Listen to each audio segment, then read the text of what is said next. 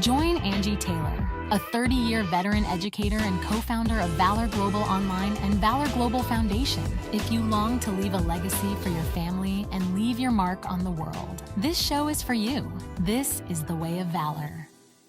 Hey, welcome to The Way of Valor. I am your host, Angie Taylor. Welcome back for part 2 of raising Christ-following kids in an over-sexualized culture. This is a hard thing to do in the world we live in, and it really is because the enemy has a target on our kids. He has a number one goal of still killing and destroying you, your first and foremost, and your family and the bloodline that follows you. And so it's my hope, my intent in sharing with you today to resource you. If you are just starting today, I recommend you go back to last week's podcast where we talked very specifically about gender identity. We talked a little bit about how it's being brought into the public education sector. And I am telling you, it starts at 3 years old.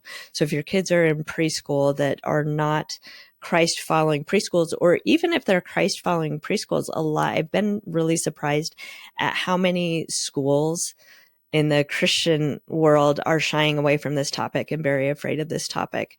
And it's time as believers for us to say, hey, we know truth sets us free. We know that God's word is our standard of truth that we set our lives upon. We love people. In fact, I am not about going out and picketing other people. I'm not about coming up against other people, because what I recognize is this is a spiritual battle. The enemy is using people to go after our kids. And the first and foremost thing you can do as a parent is pray over your kids. Pray over your kids, anoint your kids, guard what comes into your home.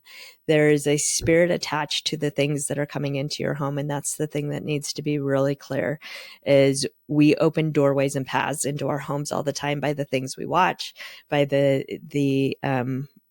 people that are allowed into our homes. And it is really important that as a parent, you recognize the spiritual battle at play, because that's what all of this is. Is it's too easy to make it about people. It's too easy to be frustrated with people. Listen, we are all sinners, me being the chief of them, needing grace from God to be saved by God.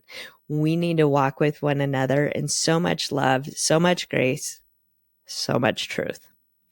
Because that, at the end of the day, is what the enemy hates the worst, right? Is, wait, I don't want them to disagree with one another and still be kind and still love each other and still understand that they were created in the image of God, and treat each other like they were created in the image of God. We as human beings are created in the image of God. Now, we are created male and female. Make no mistake about that. God's very clear. In fact, he was so clear that he put it all the way down to our chromosomal level. It wasn't even just in sex hormones that he did this. He did it to the very DNA of our body. He made us female and male. And there is not anything out there that can shift the truth of that fact. And so it's really important that, as we have this conversation with our kids, number one, we're super prayerful about it, because we don't want the enemy to use it. See, the tool of the enemy right now is, if you disagree with the current movement on the over-sexualization of kids, then you must be a bigot, you're a hater, you're all of the things. And that's just a tool to divide. And I'm honest with you, I've definitely been guilty of reacting. I don't like it when people say I'm coming after your kids. I don't like it. The Angie version of me gets really riled up about that. But what I'm going to tell you is no weapon formed against our kids will prosper. when we cover them in truth of God's word, when we cover them in prayer. No weapon formed against you or your family will prosper. And so the battle is not against man. The battle is against the spirit realm, and the battle is won in prayer. The battle is won when we have uncommon wisdom. I think of Solomon, who prayed for wisdom. And this is something I pray all the time, is divine strategies and wisdom for my family and for our schools. Because what I know is it's going to take an uncommon wisdom, right? In Angie's desire to solve problems, I'm just going to go fix it. But God's economy does not look anything like my economy. His ways are higher than my ways. He's willing that no man should perish. He would love for me to be against people, right? Because against people, I leave them in their darkness. I leave them thinking that all Christians hate me, versus, man, I love you. You're created in the image of God. Here's the truth I stand on, and I know you're going to call me names, and I'm going to accept that and love you anyway. See, that is a hard balance, but it's a Christ balance. I want to talk to you today very specifically about resources for you and your families to be talking to your kids. And parents, hear me when I tell you, it is your job and responsibility to talk to your kids about sex. It is really important. And, typically if you were to ask, when you do the research, when you study psychology, child psychology, they would tell you, 9 to 10 years old is about the right time to start talking about sex with your kids. The unfortunate thing is we live in a culture that is now over sexualizing them, especially if your kids are in the public schools. As early as 3 years old, they are receiving graphic pictures of people that are nude and things that are completely inappropriately from what we have traditionally accepted in child psychology as healthy or good for kids. But let's talk about some great resources. I will put this link in my show notes for you, so you can just go click on it. This actually comes from a resource from Dana Gresh, founder of True Girl. I'm very excited about this article. I've not met her personally, would love to meet her. So if any of you know her, hook her up with me. But I was really impressed with her resource. She gave the 10 best resources to talk to your kids about sex and listed them for age and why it's important. And it's a great article. So go check it out. If you're listening in the car while you're working out, go check it out, because it doesn't even matter whether you have college age all the way down to elementary to preschool. There's a book in here for you that's a great resource for you. The best defense on what you see when people are saying, I'm going after your kids, is offense. Having your kids shored up in truth. Best thing you can possibly do as a parent to prepare your kids. Stop trying to prepare the road for your kids. Prepare your kids for the road. The reality is the road we are walking on right now is messy, and there are a lot of bad things coming after our kids through the porn industry, through sex trafficking industry, through the LGBTQ industry, like you name it. They're coming after our kids to over sexualize them. And the reality is the number one way you shore up your kids is to tell them the truth. And she says, Dana Gresh says this, and I thought this was really good. She said, she hears, because I hear this too all the time, that people that don't want to talk to their kids about sex are often afraid that they're going to expose them too young to something that they're not ready for. The reality is the kids that are most susceptible to what's going on in the world are the ones that their parents aren't talking to them. Their parents aren't helping them navigate. So let me give you some great resources if you're like, this sucks. It does suck. I'll just be honest with you. I hate that this is the way it works, but I also know that we serve a God that created this generation for such a time. And so we have this powerful tool that there's nothing new under the sun. We have this powerful tool in our hands called God's holy word that we can shore up our families and we can live our life by, and we can hold to his promises. So let's talk about the book number 10. And this is for ages 3-5. God's design for sex, the story of me. This is a book that just from 3-5 just starts helping your child understand the anatomy and the differences. You know, it's funny, if you're raised in a home with male and female children, this is a much easier, more natural thing that happens in your home because, you know, it just happens as they're little kids that they start noting the differences. But in particular, it's really important and helpful when you use appropriate terms. For scientific terms, you want your child to feel really well informed about their bodies and about the other bodies in an age appropriate manner. If you're worried about that, get this book. Honestly, if I were doing this all over again, I would simply get books and read the books to my kids. We definitely had books. Funny, great story. Not so funny story is we were in a small group. And of course, in our home, we had the age appropriate books for sex. And I found out my daughter, who I believe was 8, brought it to our small group and read it to all of the other children in the small group. So you're welcome. She thought it was cool and would be a useful book. But here's it was such a great picture of talk to your kids about sex, because at the end of the day, they're going to hear from somebody else, even in ours was the most innocent setting possible, what I would have never guessed. And I was very apologetic to all of the parents who weren't quite ready for that book in their home yet. But making sure that you recognize, honestly, the average age that a young person is running into pornography on their internet right now is 8.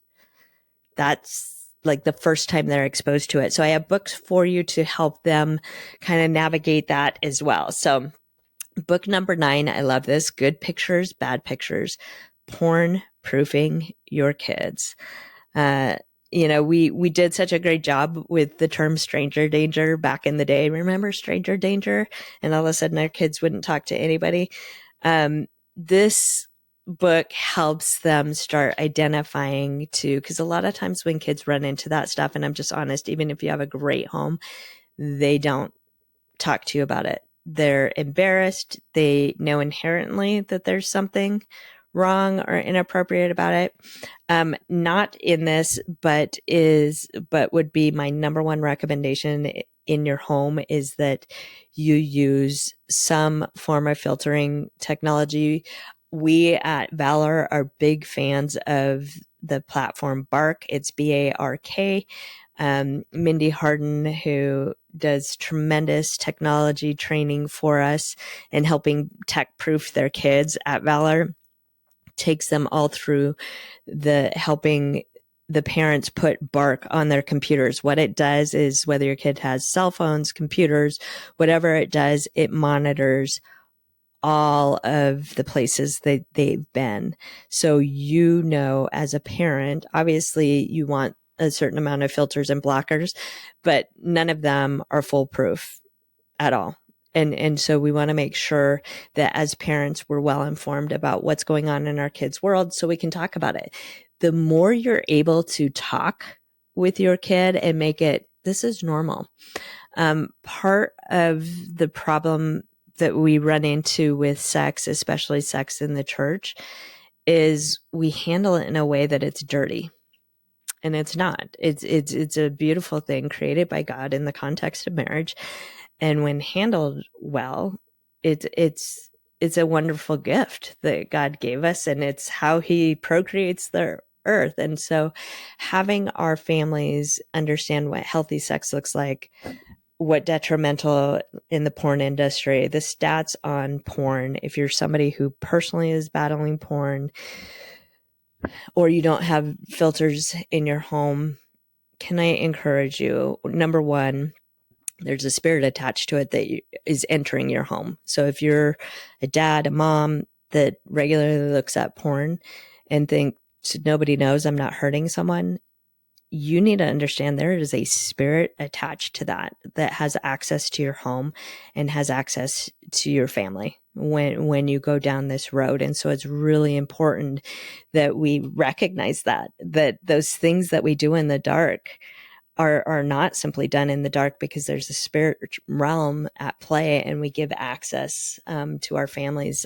And so we need to make sure we are safeguarding ourselves. We're holding ourselves accountable, whether that's men with other men, having frank conversations about it in your home with your spouse. Being willing to talk about it with your spouse is really important. And being willing to talk about it in terms of, and if you've failed on this front, you are still loved. You are still forgiven, but we need to know how we're going to hold each other accountable. How are we going to be healed and restored from this addiction in our home? So there's a balance in there, right? There's a balance of love and forgiveness, but there is also, remember when Jesus talked to the woman that everybody wanted to stone, or the woman at the well, and he's like, actually, you've had 5 men, and the one you're living with now, you're not even married to. He tells her to go and sin no more, right? He tells her to go and sin no more. So if the porn addiction thing is it's in your home, it is well worth your effort to have really frank conversations about it, prayerful conversations about it, have really good accountability.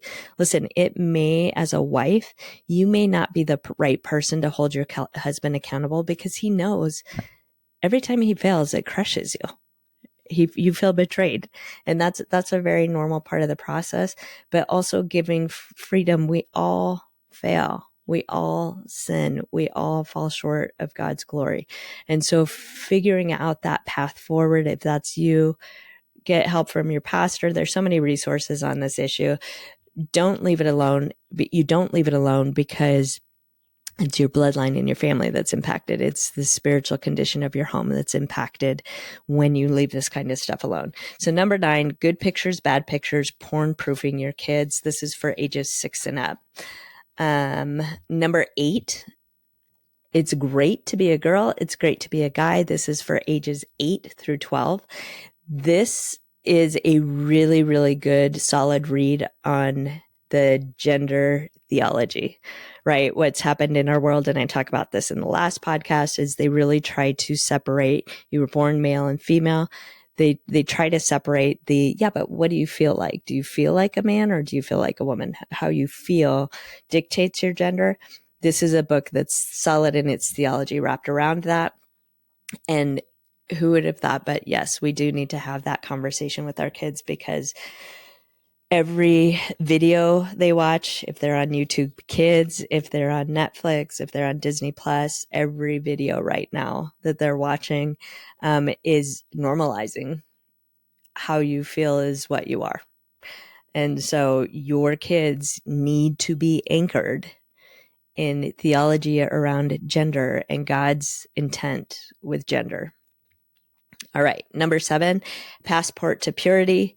This is for ages 10 and 14. And that's obviously now we're really starting to talk about maintaining sexual wholeness and purity, but it's done through such a beautiful lens. It's not a self-righteous lens, and it's done through a lens that is not condemning for people who may or may not have maintained that. 6, and the bride wore white and who moved the goalpost. It's not just a teaching your daughter to say no to having sex. The secrets and strategies are researched using social science to provide a footprint of what reduces the risk of an early sexual debut. And then God's word as the backbone for how it's presented.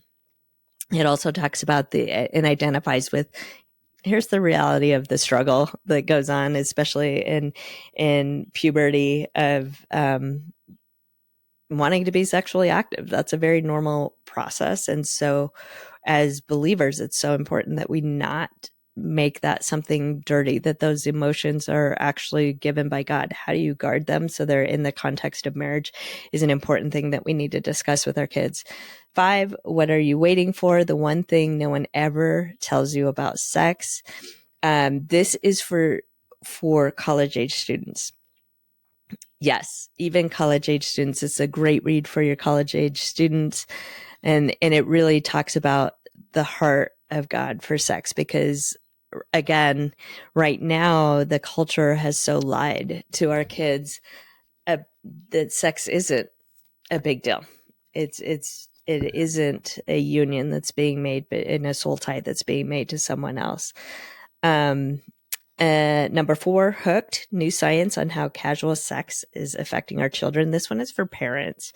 Every parent needs this book. We need to understand how detrimental it is when our kids are hooked. Our kids are, frankly, us, get hooked on any form of sexual perversion outside of what God's intent for it was, how devastating that is. And that's because the enemy is always going to take something that God created as beautiful and good and make it destructive. He's always going and make it something that destroys us. And so I go back to, again, this is grab the resources. I'm going to, again, put this in our show notes. I know I'm going through a lot. Number 3, Focus on the Family. Focus on the Family has a ton of resources. They've been around for a million years. They've updated a lot of their resources. I still love their stuff. Number 2, Authentic Human Sexuality, an integrated approach. This is for college age and young adults. And number 1, The Gift of Sex, a guide to sexual fulfillment. Let me just tell you, The Gift of Sex, a guide to sexual fulfillment, is for young adults, but it's really young marrieds, but also if you in your home with your spouse are not either being intimate, experiencing sex as a fulfilling thing in your world, this book will help. It doesn't matter what age you are, but if you are looking to have a Christ-centered, sexually fulfilling marriage covenant, this is a good book for you. And the truth is this is central. Ladies, this is one of the best ways we protect our husbands. And men, this is one of the best ways we carefully love and care for the hearts of our wives. And so taking care of her heart in this process is such an important part of the journey. And so this book, I strongly recommend it. All right. All that to say, this is such an important topic. I feel like I could go on and on about it, but I'm not going to, other than to say the stats are really clear on this with the porn industry, sexual education coming down the pike. There's a movement afoot right now trying to normalize age. I don't remember what they called it. It's like age sexual consent, meaning children would be able to have consensual sex with an adult if they feel it's appropriate at any age. And so obviously all massively concerning things. Your combat is prayer. Your combat is truth. Your combat is shoring up your kids by making sure they know the truth. And then you're protecting them from being exposed, but you're doing it in a way that they're well informed. Like a lot of people look at protecting our kids as being, I shelter them a place. I don't talk about it. I don't let them see anything. I don't let them experience anything. And I'm telling you, that's the worst approach ever, because it's like your child is a lamb being led to the slaughter, because people will find their way into your kids. And the best way for us to protect our kids is that they are well informed in a godly and appropriate way. So hopefully this helps you today. Blessings on your day. If this podcast was helpful for you, share it out, send it to a friend. We need the mama warriors, the daddy warriors to rise up with a bold and holy roar right now. It is no longer okay for us to sit quiet. It's no longer okay for us to back down because somebody might think poor of us or call us a name. The reality is we're still going to love them. We still care. You were still created in God's image. but I'm also not going to let you propagate lies into my home, into my family. That's not going to happen on my watch.